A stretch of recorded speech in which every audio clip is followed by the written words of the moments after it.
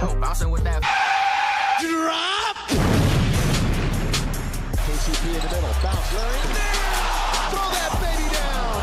Oh, my goodness. What, Howard? Are you kidding? With some anger. Kyrie get out of that double team with the hip fake. What a move by Hakeem Olajuwon. Levine, he goes right. Oh! Does anybody know how to post videos?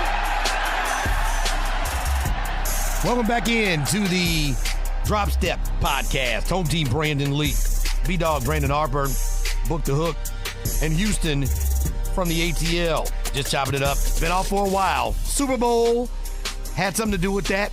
We all back together. Hawks giving up State Farm Arena had something to do with that, but we're all back here just in time, right before the All-Star break, which will take place coming up this weekend in the Queen City of Charlotte, North Carolina. Good to see everybody in the room, upright, smiling, and healthy. How y'all doing? Yes, sir. Real good, real good. I mean, you know, despite what went on last night at State Farm Arena, happy to see the way. Stop it.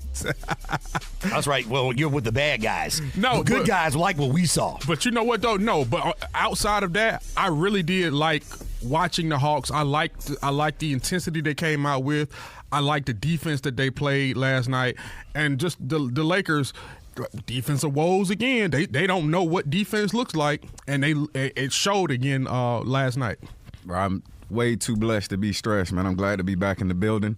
And yeah, to be in the building last night was amazing. See them get that W.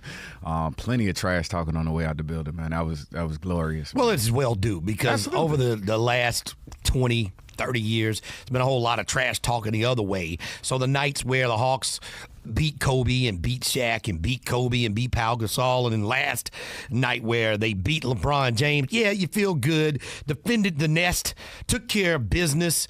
Nothing controversial about it. Just two teams going after it. One team coming out on top. And Ice Trae, John Collins, put on a good show for the home crowd. Yeah, I mean, this team just keeps getting better and better and better. And obviously, you know, like we talked about, there are people on opposite ends of the spectrum who love how much better they're getting. And then you had, like I said, on the other end, it's like, but dang, but that top 5 pick, our sight, you know, our vision of it is getting blurrier and blurrier when it comes to that top 5 pick. But at the same time, looking forward, you have to enjoy, you know, what you're seeing on the floor from these guys. You have to enjoy the growth and the progression that's taking place here in Atlanta from your leaders such as Trae Young and John Collins, because those two are the anchors right now for this team in the present and moving towards the future. Man, it's been great to see them get so much better throughout the season. Man, I wish we had the Hall of Famer in studio today, because I heard something. I heard the post-trade deadline press conference that Travis Schlink put on the other day, and he said a lot of good stuff, man. And I wanted a professional athlete perspective on some of the stuff he said, you know, because he mentioned, you know, the Hawks going in the right direction, and they didn't want to give the wrong signs that, you know, by trading all these pieces off at the trade deadline, that probably signals to a lot of the NBA that these guys really aren't a franchise that's trying to move in the right position. But the fact that they kept everything together, I thought that was a sign, you know, from a athletic standpoint. You know what, we're trying to win. We're building a winning culture here. We don't want to send things off. So I thought that was pretty impressive from that standpoint, honestly. Well, we'll get into that as the NBA trade deadline came and went, and a big name does not go anywhere. All-Star Weekend coming up in the Queen City, Charlotte, North Carolina. They're getting ready to host the NBA All-Star Weekend festivities. We have some record-breaking performances that are some all-timers when you talk about what has already been surpassed and what could still be improved upon. And we have a lot of point guards doing a lot of damage so far in the NBA. And right off the rip, the NBA trade deadline came and went, and Anthony Davis, his folks put out a little bit early. He was ready to leave.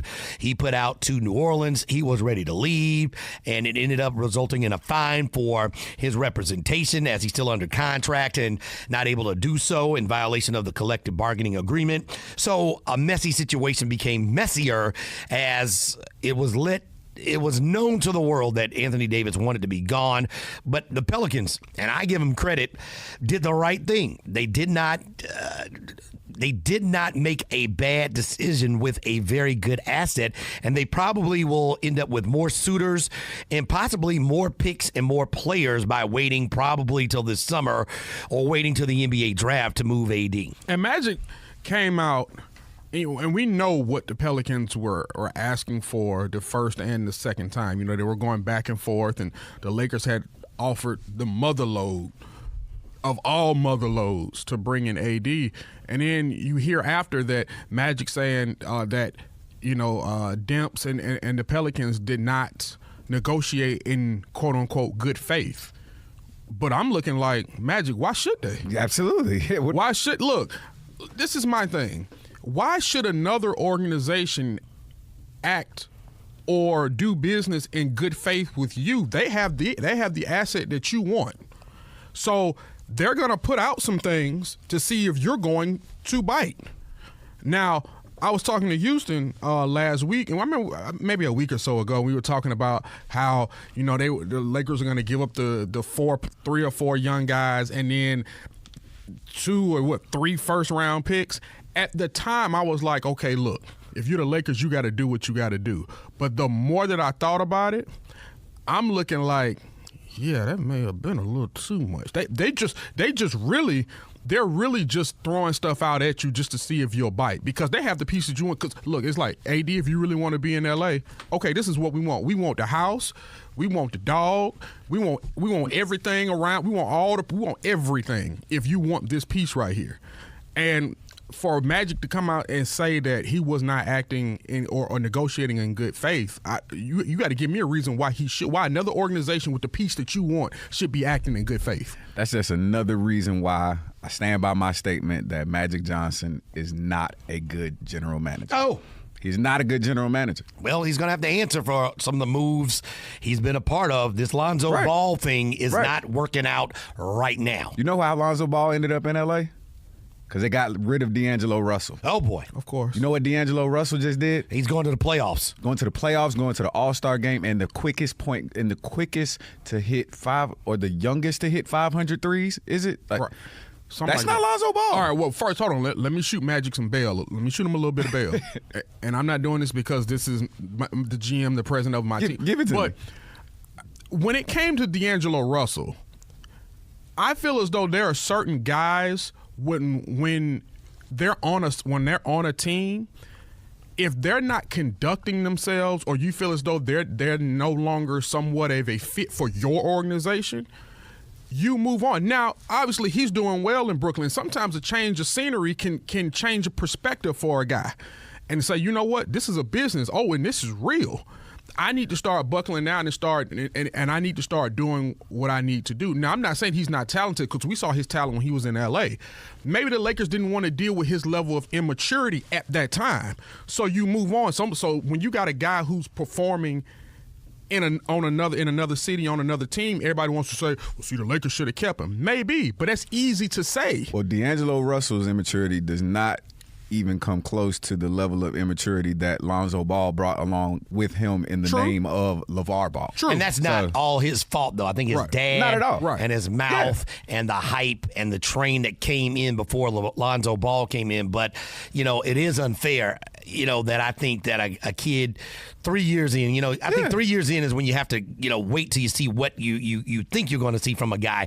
A couple of years in, it doesn't look like he's superstar, all-star potential, and he's just not finding rhythm in his game yet. Hopefully he'll get better. He's still out injured, so maybe after the All-Star break, when he gets a chance to get back, he'll have a chance to put his stamp on the early part of his career, because they're going to need him to be better if the Lakers want to make a push to the playoffs. And another thing about D'Angelo Russell, when he was there, remember, he had a head coach who didn't take fondly to young players in Byron Scott. So the Lakers kind of sabotaged themselves by having Byron Scott in that position, knowing that he does not work well with young guys, which is one of the reasons why D'Angelo Russell is no longer a Laker. So the Lakers, over the last few years, have kind of sabotaged themselves. I just think it's one of those deals where Magic is going to be judged by what ends up getting them a ring or not getting them a ring. And I think what they're doing is just delayed. The team he wants, he doesn't have right now. No. He needs another superstar or two, and that's not coming until free agency or trade. He can't win. Magic Johnson and the Lakers can't knock off the Golden State Warriors. They can't knock off the Oklahoma City Thunder with what they have right now. They can't knock off the L.A. Clippers probably. They can't knock off the Kings right now, who currently hold the 8th spot and are 2 games ahead of the Lakers for the 8th seed as we get ready for the All-Star break weekend. Hometown, you said something earlier. You think about the AD trade, the trade proposal that LA had on the table. You said that you think that they can get better than what LA offered during the offseason? Yeah. I don't think I'm proud of New Orleans for not getting bullied into that trade. I also, on the other side of the coin, I don't know how they can get better than what they were offered. That's because he's got less time now wherever he goes. I think that you also have more suitors. Absolutely. Trying to hurry up and make this the Lakers what they want, that's not what's best for the Pelicans. Agreed. What's best for the Pelicans is to talk to everybody. What's going to be going on with Boston? They have a whole lot of players who could, come to New Orleans and might be able to help somebody. What's going on in New York City where they're cleaning all this cap space out? What's going on with some teams that might say, you know what, we want to get in the Anthony Davis sweepstakes as well? Well, let's talk turkey draft night and see if we can get up maybe into the top 10. Maybe into the top 3, maybe get one of those lottery picks. Who knows where they could go? Trying to make this a deal just between them and the Lakers, I don't think best served the New Orleans Pelicans. And maybe this is wrong. I'm sure you're going to have a problem with this. I think a lot of the Laker players are overhyped. Brandon Ingram's not taking anybody to a title. Kyle Kuzma, and I heard the chants last night, he's a good player. He's not going to be on the marquee, selling out games on the road for anybody if you're the Pelicans. So I think they did the right thing by waiting, taking their time, and seeing what they want, a combination of cap space, players, and future draft picks with everybody who wants to talk turkey with them, not just the Lakers. But I also think that once you get to the summer and you want to hear what other teams are going to offer, are those other teams going to be reluctant to offer what you want because they know that he's not going to stay? Or is this going to be another Paul George situation or Kawhi Leonard where we'll take the risk of the 1 year and then try to woo him to stay? Get him in a winning environment, see how well he loves the city, how the city embraces him. If that's the chance that you're willing to take, then fine. I just want to know how many teams are going to be willing to give up what the Pelicans are going to want in order for them to have that 1 year rental. That's my ultimate point. I mean, actually, because I think that even though the Paul George experiment did pay off for Oklahoma City. He had Russ there. Yeah, absolutely. So it's really going to depend on if the team is willing to roll the dice. And if you're willing to roll the dice, are you going to roll those dice and put a comparable package on the table to what the Lakers did? I don't think so. How about Boston with Jason Tatum coming down saying he wouldn't even mind playing in New Orleans? Yeah, but are the Celtics – see, this is my thing. One big – piece is, okay, what's Kyrie going to do in the offseason? He's a free agent. Is he going to stay or is he going to go? More than likely, he may end up leaving. 2, are the Celtics going to be willing to give up somebody like Jason Tatum? That's just it. Are you willing to part ways with a talent, a guy who could be the future, who will be the future of your franchise? Are you willing to part ways with him and more for basically a 1 year rental? If you're Boston. If you're Danny Ainge, you got a lot to think about between now and the summer. That is the question. The other thing is, what if they don't do anything draft night? What if they wait until next season and then a team that's needing a big piece to maybe make a push to get to the playoff run, whether they hold AD? Now, I don't think that is realistic because, especially after what happened last night where he had one of the worst games of his career and it just looked like the energy drain that they were trying to avoid with the superstar not wanting to be there, trying to play through it. It all came out in an ugly whooping as AD goes 1 for 9, finishes with 3 points and 6 rebounds. He is evident. Yuck. It's clear he does not want to be there. The Pelicans will not shut him down because the league will have something to say about that. They lost by 30 to the Magic. When it comes 36-9, I saw the score. I thought it was wrong. I was like, this can't be right. When it comes to the league and ticket sales, and you're sitting down one of the biggest stars in the league will not have that. It's clear that I just think when you have a star that's that disgruntled and does not want to be there anymore, eventually your hand is going to be forced because there are going to be other domino effects that start to happen. You're going to have less and less people wanting to come to the game. You're going to have so much backlash coming from so many other outlets that it's going to be loud and clear that I'm going to have to start listening to some offers just to get this guy out of here because it's hurting business in so many other areas. And when you have a disgruntled star like that, either he's happy or he's not. And if he's happy, great. If he's not, you got to find a way to move him. That's why I feel as though the Pelicans, I just don't think they have everything's in their court the way that they think it is. Because I think once the summer comes around, they're gonna be hoping that they took some deal that was offered to them over the last couple of weeks, and they're gonna be wishing that come this summer. I think it's a deal where it certainly will be the off-season talk and, AD, and I wonder how this impacts his legacy. Everybody's still on KD about leaving Oklahoma City and running around, trying to get with the Warriors. What's it going to mean for AD? Now, you did all of this upheaval. You've basically taken away a superstar from a franchise who lost their second superstar. They already lost Chris Paul last decade. Now you're running, I won't say running away. He just doesn't want to be there anymore. What's that going to mean for his legacy? He's supposed to be this really dominant player who's in the prime of his career. Is he going to make it pay off by getting a title? And how will he be perceived if he goes somewhere and he doesn't win? I think that's the ultimate thing. I mean, in this day and age, I've always had a respect for cats that will leave to go get a championship, because at the end of the day, when they hang it up, that's the question that's asked. Did he get a championship? So I have no knock, no quorum, any type of bad feelings for a player that goes to get that ring, because at the end of the day, the biggest knock on a player like Charles Barkley, Karl Malone, they don't have rings, and that's the thing that separates them. So if you got to go get you a ring, go get you a ring. And it's also about, I look at some of these franchises that have these top level talent. I look at them and say, okay, what have you done to try to really build around this guy if you really want him to stay?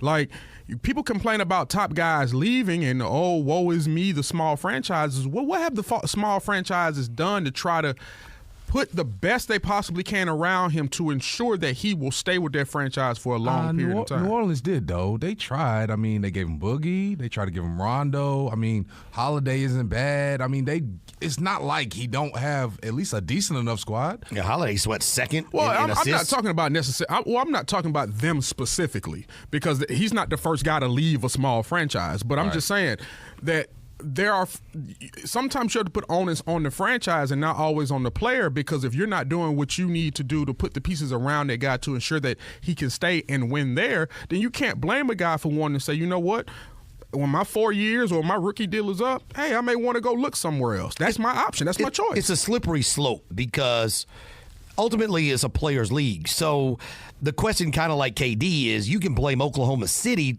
I see where you're coming from, but shouldn't people want to go play with KD? They couldn't get one superstar in 9 years to go there. Shouldn't people want to go play with AD?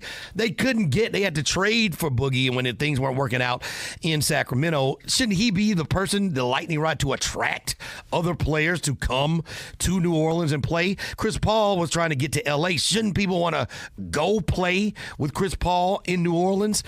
It didn't happen. So to me, it's kind of a slippery slope.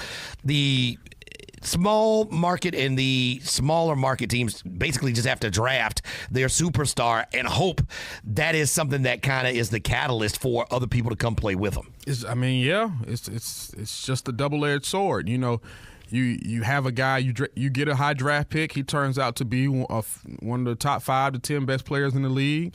Okay, you have him for 4 years. Now that 5th year comes around, or after that 4th year he becomes a free agent. Now you're just hoping and praying that you are enough for this individual to keep them here in this city. You want to build around them. You want to give. You have this right, so you can offer him all the money. But with some of these guys, it's like, it still goes down to location. It still goes down to, it comes down to business, where you can do business anywhere now if you're a big enough star. But sometimes it comes down to location. Sometimes it comes down to the media market. Sometimes it comes down to so many other things that these small markets just can't compete with. They can't compete with New York, can't compete with L.A., can't compete with Chicago, can't compete with now Golden State.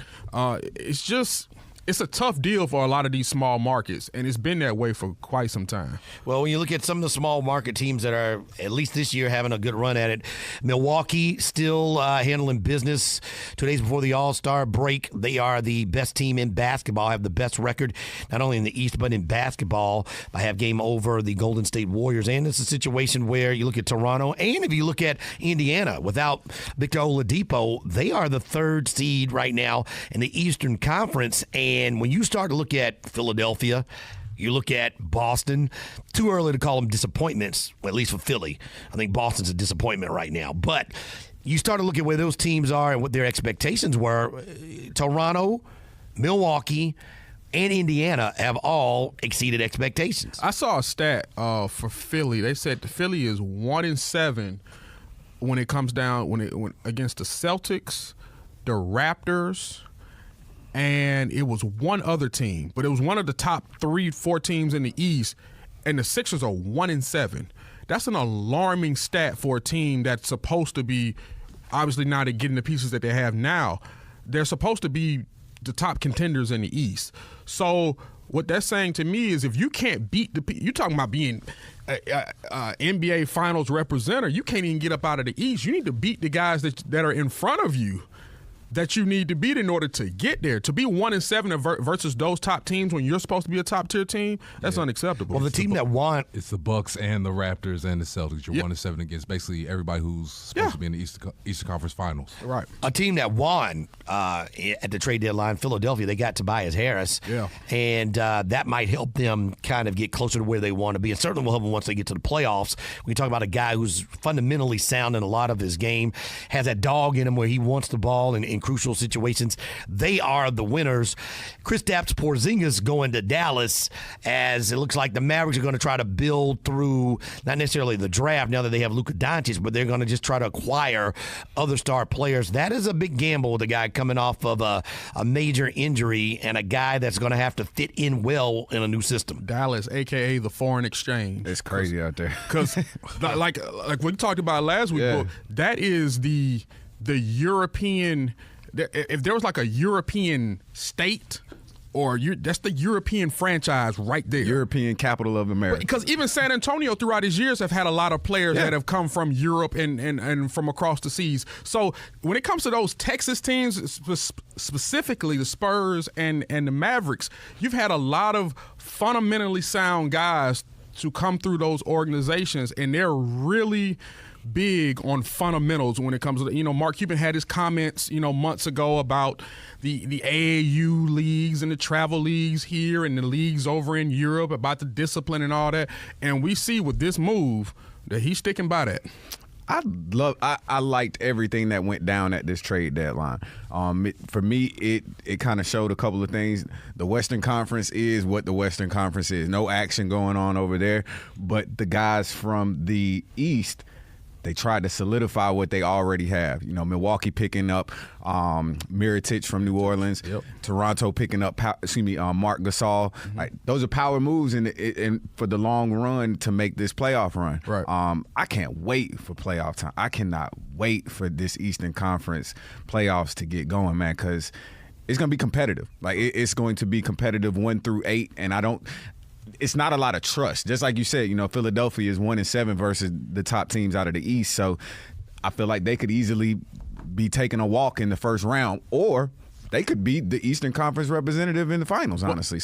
Right. Tobias Harris he's that guy when you talk about getting a guy that may not be a star, but is a really good piece to add to what you already have. He's the epitome of that. If you look that up in the dictionary, whatever that, his face is right there. Tobias Harris is that perfect player that you can put in there with Ben Simmons, Joel Embiid, and Jimmy Butler to take that team to the next level, because now pretty much everybody in that lineup averages at least 15 points.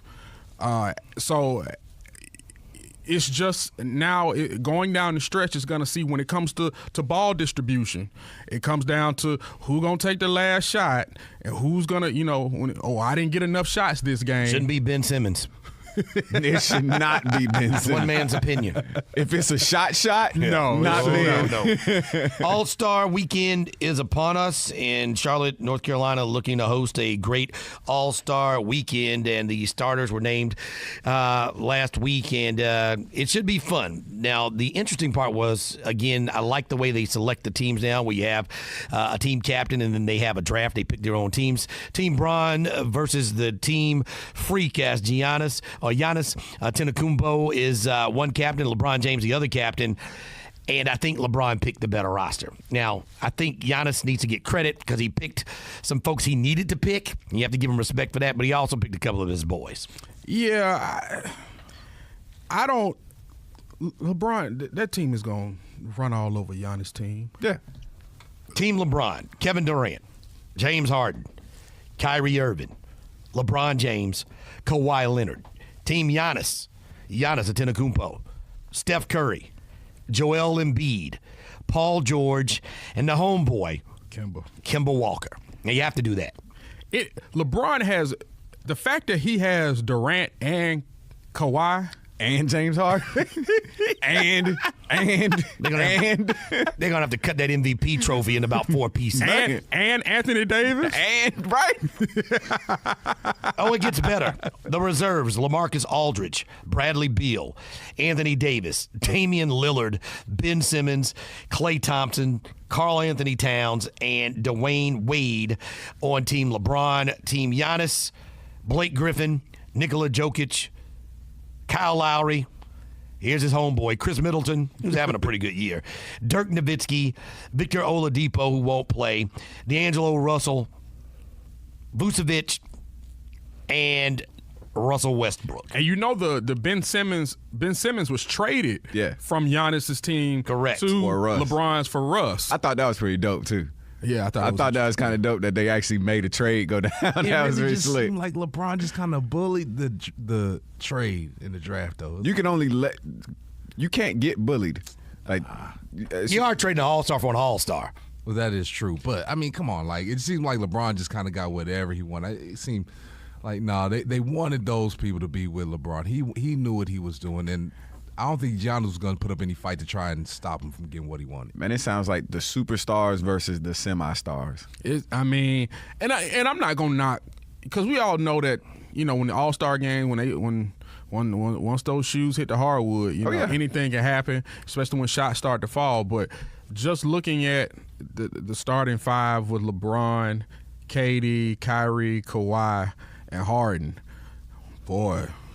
Records, though, these three-point shooting records, the most three-point field goals made by both teams, 51 a couple of years ago. I think that one might go down. Throw it out the window right now. I think that one might go down. And the most made by one team, 31 in that game. That's going down, too. So I think we're going to see some three-point shooting. I don't know who's going to get MVP. That's what I'm thinking is if Kemba Walker gets off to a hot start and his points start racking up, then you try to get the homeboy the love at the end of the game. And, you know, the good thing is the last few years, these games in the fourth quarter have been pretty close. Yeah. So it's been fun to watch these games. If Kemba Walker is close, he's got 25, 26 points. If he's near 30, you have to see if you can get him that MVP. I think I do agree. If he does come out hot, they're gonna look, being in Charlotte, he's hometown, feed him, do what you got to do to get him the MVP. But if not, I'm gonna go with Kevin Durant. I think the whole concept of being number 2 to LeBron and people asking, you know, what do you think about LeBron taking you first? Well, what else is he supposed to do? The whole concept about him always being number 2 to LeBron, I don't know if that'll play a factor in the All-Star game, but you never know with Kevin Durant. I think once he gets going, he's one of the guys that you just can't stop. And this is a perfect type of game for him, with him being the scorer that he is. If it's not Kemba, I'm going to roll with KD. That's an interesting twist, giving KD the MVP on a LeBron team. Yeah, I like that. Would it be crazy if I said Giannis was my sleeper? No. Like, I got Giannis just because it's kind of like what we was talking about earlier, you know, with him not picking the most, you know, superstar-studded team. And also, you know, like his motivation coming into the season, you know, having the off-season workouts with Kobe and everything, trying to get in that mindset. This is the perfect platform to put that on display. Show the dog. I'm looking for a 3-point dunk from Giannis in the All-Star game. Yeah, I think All-Star Weekend is kind of a layup. Because the bottom line is you get, fun right out of the gate with the celebrity game. Yeah. Then you get the Rising Stars game, which I think is going to be good. Local talent, Trae Young and John Collins going to be a part of that Rising Stars Looking forward to it. Game. And then Trae Young participating in the skills competition, the skills challenge, and John Collins participating in the slam dunk competition. I hope that the Hawks find a way to fly out, make a part of the slam dunk competition all of the former Atlanta Hawks slam dunk winners. Dominique Wilkins, Spud Webb, and J. Smooth Josh Smith. And it's crazy. There were a couple of dunks that John Collins had that didn't necessarily go down last night. And if they would have gone down, the roof would have come off State Farm Arena. I was like, this man is in slam dunk. Yeah, contest he was warming mode. up. He was warming up. He was warming up, real talk. Talking about that reverse alley-oop. Yeah. Yeah. If that had gone down, I'd have left. Man. I'd have left. I'd have walked out of State Farm Arena and went to my car. But he's ready, man. Like, I've been waiting for I had my fingers crossed hoping that he'd get the opportunity last year. And he's almost been campaigning to get this type of display. So I know he's ready to be on the stage. So I'm really looking forward to it. I'm really looking forward to what he can show these guys. People haven't seen, there's no real reason to watch the Hawks right now. It's a good platform for them to be on. Absolutely. So I'm looking forward for these guys to shine out there. And it's what the Hawks do. The Hawks have 4 slam dunk titles. More than anybody, I believe. In franchise history. Let's extend that to 5. Give it here. Neek with 2, Spud, and Smooth. Why not JC? And it should be an interesting slam dunk competition. Miles Bridges, Dennis Smith Jr. You're going to have a chance to see, some really young and explosive guys. We've seen some creative dunks, and some explosive guys going to be a part of this slam dunk competition as well. It's going to come down to Dennis Smith Jr. and John Collins. I think those are the two. We know how Dennis Smith Jr. can get up. We know what his hops are about, and obviously we've been watching John Collins all year. Those are the two that I think is really going to come down to. In addition to Neek, Spud, and Jay Smooth, I want to see Vince get involved too.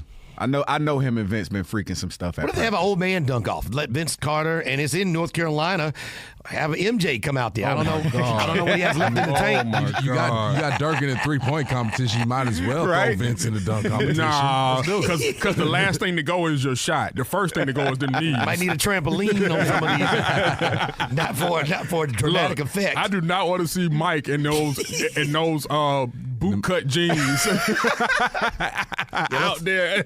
Let's let the good times and the memories stay where they are. So it should be a lot of fun. It's been a lot of fun watching some of these record-breaking performances that have been going on in the NBA. And I hope people stop hating and start respecting and appreciating what's going on with Russell Westbrook and James Harden. Russell Westbrook passes Wilt Chamberlain with his 10th consecutive game with a triple-double, and James Harden reaches Wilt Chamberlain with 30 straight games with at least 30 points or more in an NBA game. Just phenomenal feats of scoring, and I think James Harden probably needs a little bit more credit, and not to take anything away from the triple-double, because it is a stat and it's hard to do, but it's just a triple-double. You could win or you could lose. Okay, that's an individual award. James Harden had to win a lot of these games scoring 30 points with no Clint Capella, with no Chris Paul, and they were winning games.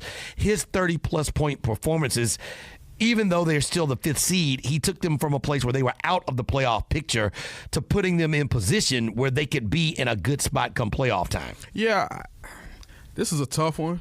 Because, home team, I do agree with you. Here comes the hate. No. Ain't no hate in my heart. Ain't no hate in my heart. There's criticism, but there's no hate.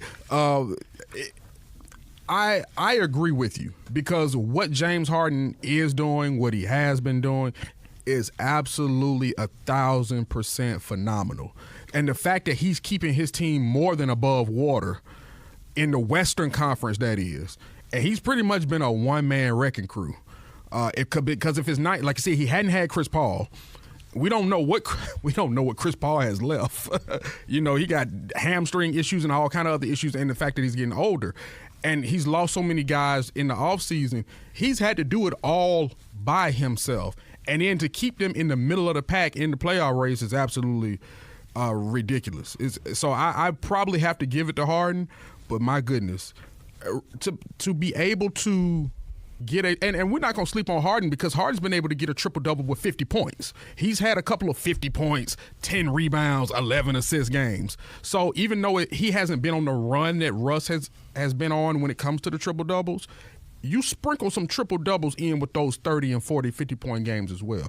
But I do think I'll give James the edge. But Russ, that record is even with Paul George is phenomenal. But I'm gonna give the edge to James. I gotta go with James Harden. That's an easy answer for me on this one. And it's almost. I almost feel like I'm almost discrediting what Russell Westbrook is doing. It's tough to to give praise to one without seeming like you're taking away from the other one. They're both very impressive. But what James Harden is doing, like, he is carrying this team. They're 7-3 over their last 10. Yeah. So that's the part that matters. I don't care how you get these wins. Just go get the W. Like, I don't care who has to do what. Like, let's just go get this W. And that's what James Harden does. Like, he's a producer. So I could never be mad at them for quote unquote ball hogging, 30 straight 30-point games. Like, I see in the numbers they're getting W's. The thing is, like you said, for one, Harden has to. I wouldn't consider it ball hogging because even in the game the other night where he had like 2 minutes left and he still didn't have his 31, it wasn't like he was really seeking it as much as trying to make sure they stayed above water in the game. And then, here's a three, let me pull it up and there's 31. I'm still good. Right? With Russ, the thing that I take away from it is you see so many of those rebounds that were adding on to his tally are just when somebody took a shot and everybody just conceded that they're going to run up court and he's just able to just grab one. It's not even like it's a contested rebound, so I kind of take that away from your stats. So your triple-double looks more like, 16, 20 points, 10 assists and 7 rebounds. But yeah, still great, but not 10 straight triple-double. Well, to that point, I go to the other side of the ledger. If Russell Westbrook was not getting triple-doubles, would the Thunder still be winning? I would say yes. Because Paul George on a tear. He could be, 4 rebounds shy of a triple-double in all of those games, and Paul George, who's certainly creeping up and getting him some more MVP consideration, they would still be winning the games. I don't know how many games the Rockets would have been winning. I don't know if the Rockets would be the 5th seed if James Harden wasn't lighting up the league for the last 2 months. They'd be where the Lakers are. That's the point right there. They would be where the Lakers are. I just think, and you brought up Paul George. Paul George is one of the reasons why I wouldn't say taking away from Russ's triple double streak, but because Paul George is on one of the greatest tears he's been on in his career, and people are giving him MVP consideration. I think it does kind of take away from the triple-double streak, whereas with Harden, if it's not him, you might as well just go ahead and pack it up in Houston. And maybe this is wrong, too. It feels like, and I don't know if it makes a difference, it feels like instead of them coming within the flow of what's going on, it feels like Russ is trying to get them. It feels like he's going out of his way to make sure he's in position to get those triple-doubles. So it's more of an individual award that is still hard to do and still should be recognized, but it's not necessarily necessary for him to do that for Oklahoma to get the win. That's kind of what I feel like. That's been the case, too. I mean, that was the case before Paul George got there. That was the case last season. That was the case the season before. It's like, you don't need to do that for them to win. There's other stuff you need to do. Like, doing that almost takes away from them being able to win. Like, I've always said Russell Westbrook's got trust issues. Like, he needs to play with 4 other Russell Westbrooks, like literally clones of himself in order to trust everyone on his team. That's the way it strikes me. He trusts Paul George a little bit more now, obviously, with what we got going on now. That's but because he's a dog. Right. I mean, he had to. He trusts Adams, too. That's because he's a dog.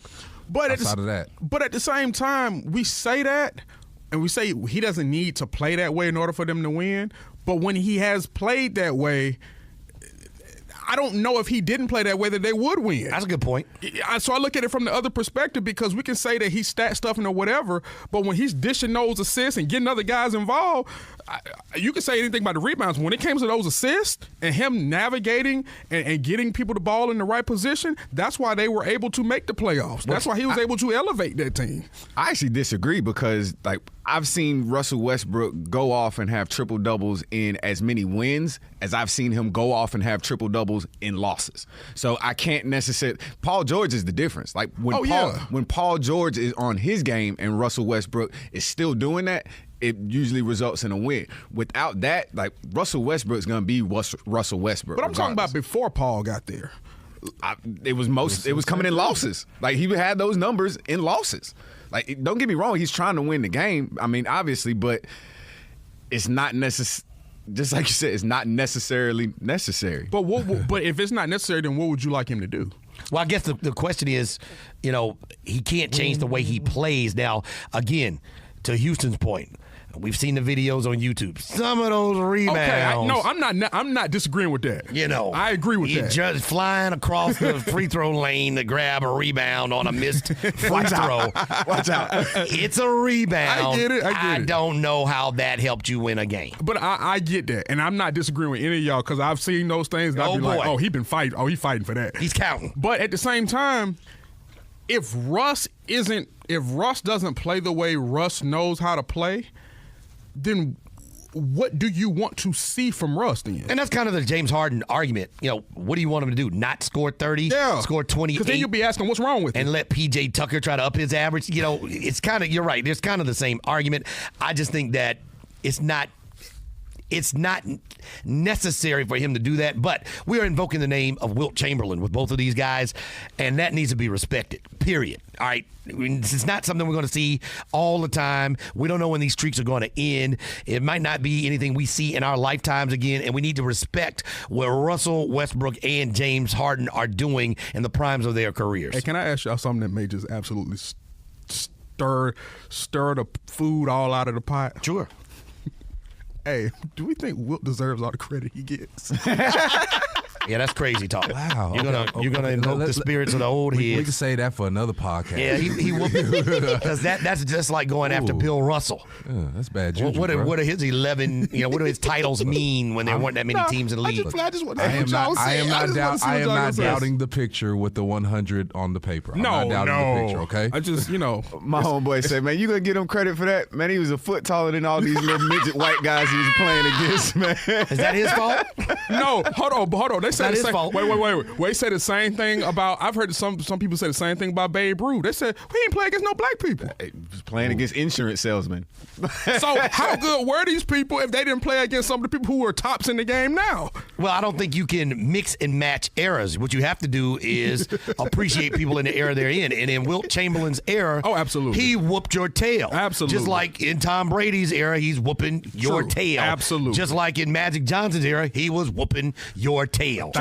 Truth be told, we won't have appreciation. Like, we're too close to the situation. It's too current for us to have the appreciation that it deserves. Right. To be completely honest, like, what they're doing is on that level. But to look back to that level, I may not have the appreciation like currently that I need to, but I'm enjoying the show. You didn't experience that level the original exactly. time. I just wanted to ask. Other record-breaking performances besides James Harden, CP3. Chris Paul, with all the injuries, the bumps and bruises, he passes the glove. Gary Payton for 8th on the all-time assists list in the NBA, and certainly something that's hard to do. Different cities, different points in his career, different statuses of his health. He certainly has been around long enough to crack the top 10. Now he passes a Hall of Famer, which only is going to improve his Hall of Fame speech when he gets there to the Naismith Memorial Basketball Hall of Fame. And that's well deserved. But that just speaks to a guy, Chris Paul's entire career, even going back to Wake Forest, has been a facilitator, a leader of an offense, a guy who can get guys in the right position in order for them to succeed. He's a floor general. He's been that way his entire career. So to see him have this record and obviously hopefully moving up the list depending on what his health is like and how long he chooses to play, it's not surprising to me. It just speaks to the level of his game, how well he's, his career has gone, how well he's played throughout his career. He's a future Hall of Famer. When you have a guy who can drop dimes like he has throughout his career, look, man, the only thing you wait on is for him to get the record. It's never an if, it's just a win. I think the most impressive thing to me is the fact that throughout his NBA career, he's always had these injuries.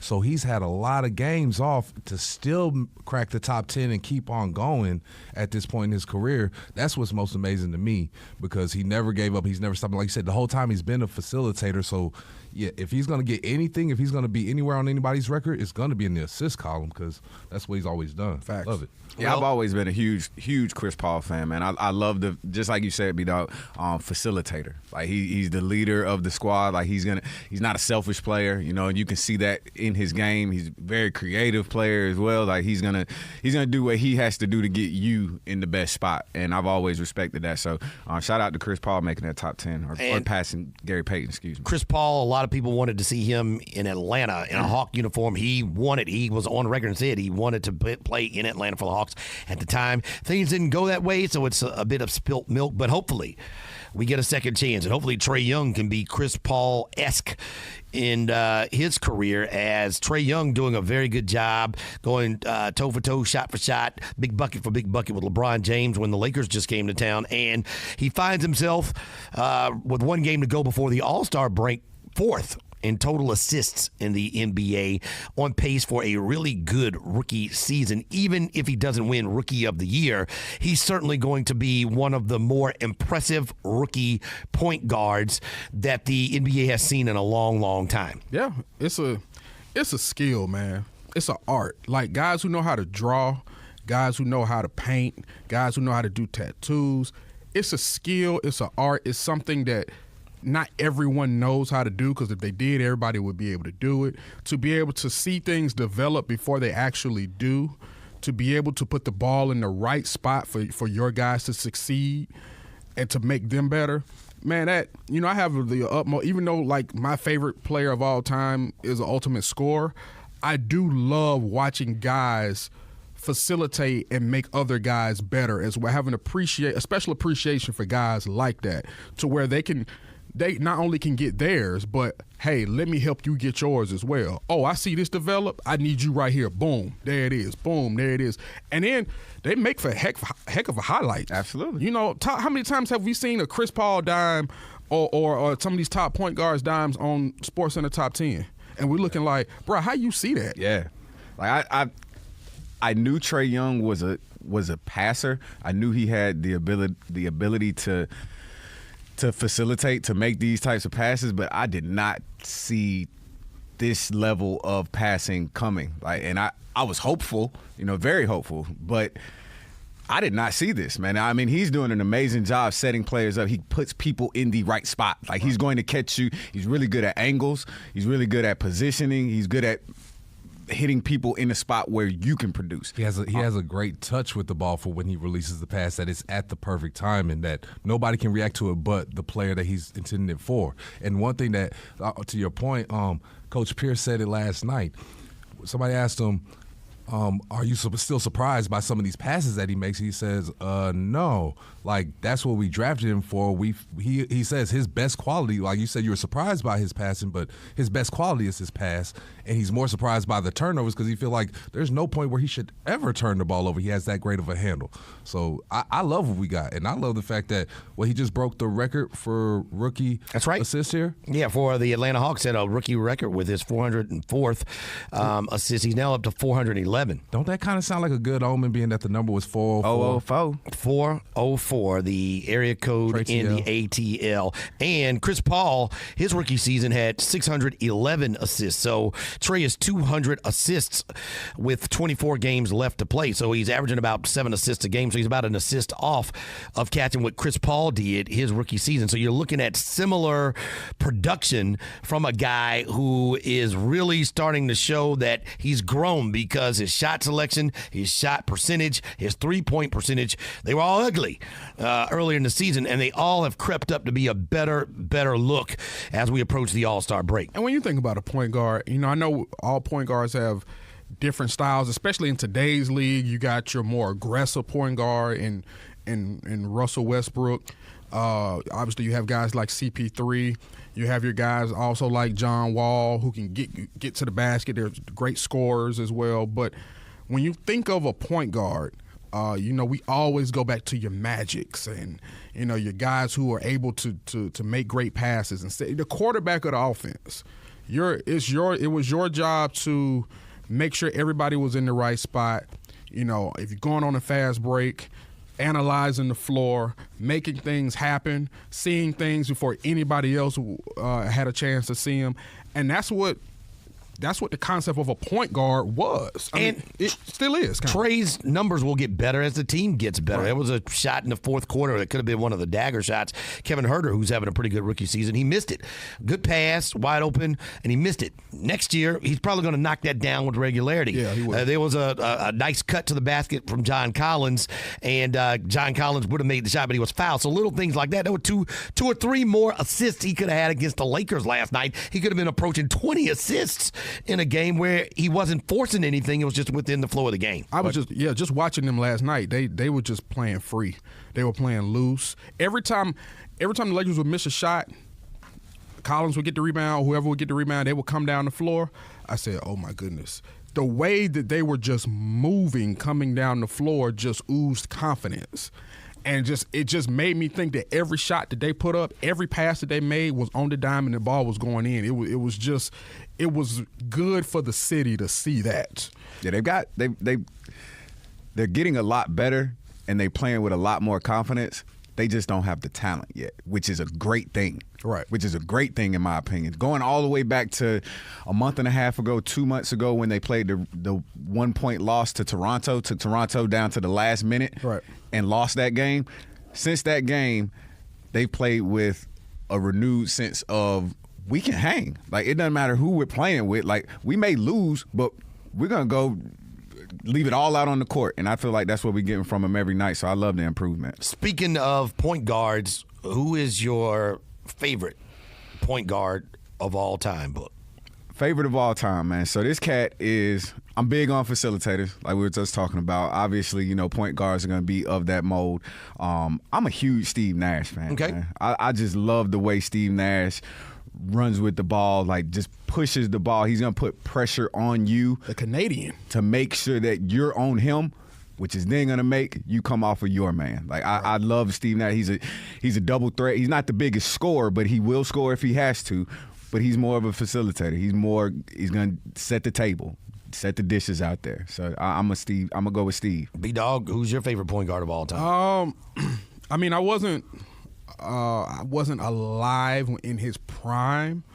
I'm gonna say Magic, because looking at highlights and just tape and the way, when you think of Showtime, the way that they moved up and down the floor, and to see the way Magic moved up and down the floor and the passes behind the back and setting no-look passes, I'm sitting there and just seeing the crowd go crazy. I'm like, this dude is something. And he was one of the first, big point guards at 6'9" to be able to move the way he did, to have the vision that he did, to be able to set up guys like Kareem and all the other guys that were there. It was just, I would have to say Magic, just from his court vision. Well, he's my favorite. Magic Johnson, the total package when you're talking about distributing the basketball, being a leader, being clutch, making the right decisions, putting games away, helping teams come back, winning titles, being a face of a franchise and a league. The total package,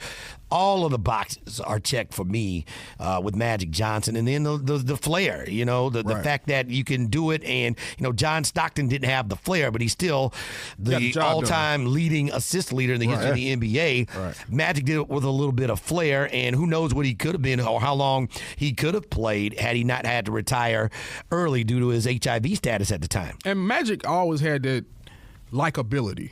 Everybody always saw that smile for Magic, and you don't hear a lot of people or anyone say anything negative about Magic, even with all that he went through. Even to this day, people when they hear the word Magic Johnson, they have just nothing but great things to say. So just from an all-around perspective, Magic is the guy. I'm looking at Magic's career line. I didn't realize he almost averaged a triple-double for his entire career. Yeah. 19.5 points, 11.2 assists, and 7.2 rebounds. Like, that's a career. Like, not a Russell Westbrook averaging a triple-double for a year. Like, for the career. Like, that's as strong as it can get right there. Yeah. Major impact. That'll do it for this episode of the Drop Step Podcast. When we get back next time, it'll be an all-star weekend review. We'll see who showed up in the youngsters game when you talk about seeing these young guys in the Rising Stars Challenge. We'll see who's our three-point champion, Dirk Nowitzki. Old head going to be in there. We'll see who our slam dunk champion is going to be. We'll see what kind of game we get. Will we get one of those classic, let's have fun for 3 quarters and really play in the fourth quarter? Who's going to be the MVP? And then we'll get back to the basketball. It should be a fun weekend, boy. I got Quavo taking home the MVP for the celebrity game again. He can ball a little bit. Oh, If not J. Cole. If J. Cole it's in it. okay, it's going to come down to those two because those got to be the best 2 ballers Absolutely. on the floor. So we'll see everybody next time on the Drop Step Podcast. Make sure you spread the word, tell everybody about it, and we'll see you next time. Peace. Later.